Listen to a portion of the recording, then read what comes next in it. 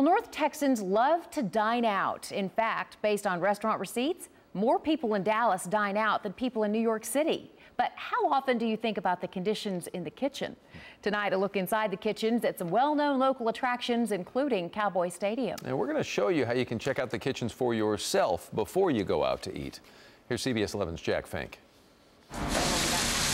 Just about all of us eat out, but do you ever think about the conditions inside the restaurant's kitchen? No, not really. Sometimes. I think about it a lot. So do food inspectors. You are due for an inspection. What we look for here is we kind of look for any kind of buildup. Every day they go inside the kitchens at restaurants, tourist attractions, and other places of interest across North Texas. It's at 198 degrees. Hot water. This one actually looks really good. In Fort Worth, some inspection scores surprised us, such as Billy Bob's, which bills itself as the world's largest honky-tonk, the exclusive members-only Fort Worth Club, and this restaurant at the downtown Sheraton Hotel right next to the Water Gardens.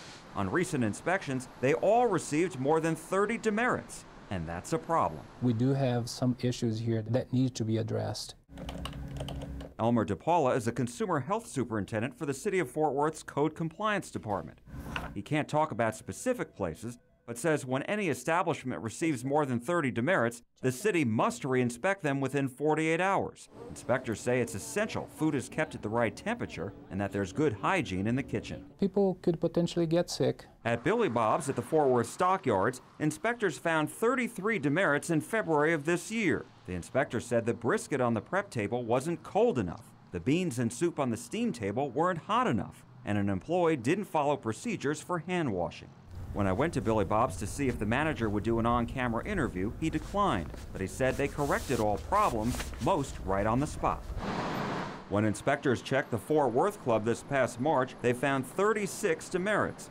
The report shows fish and seafood in the refrigerator weren't cold enough, canned goods and heavy milk were unsound and shouldn't be served, and there were gnats in and around the kitchen. The manager of the club told us what happened in March was highly unusual. The club hired an independent consultant and the situation has been resolved. This past March, inspectors found 32 demerits at Shula's 347 Grill inside the downtown Fort Worth Sheraton Hotel. The fish, seafood, and other items in the refrigerator weren't as cold as required. The yogurts and milk had expired the month before. Last November, inspectors found 43 demerits there. The manager told us they've retrained employees and made big changes, including the name. All three places did pass their re-inspections. Should people be concerned about those places? There's always going to be a concern when an establishment scores very high in terms of demerits. Restaurant inspection scores are just a click away, and that's because cities and counties in North Texas post the inspection scores right online, so you can find out how restaurants did before you eat there. Oh, that's a great idea. I did not know that. We also checked out some of the big sports arenas to see how their food vendors fare. At Cowboy Stadium, all restaurants, kiosks, and vendors passed. So did those at Rangers Ballpark. And Six Flags in Arlington got high marks too. Health inspectors even go into the kitchens at the Fort Worth Zoo to watch how they feed the humans. We make sure that anything that's being checked is being rechecked and double checked so that we're providing the very best service that we can. The Fort Worth Zoo repeatedly scores well on its inspections. The Dallas Zoo also gets good marks. And if you want to find out how your favorite restaurant did on its inspections, you can go to our website, cbsdfw.com. Jack Fink, CBS 11 News.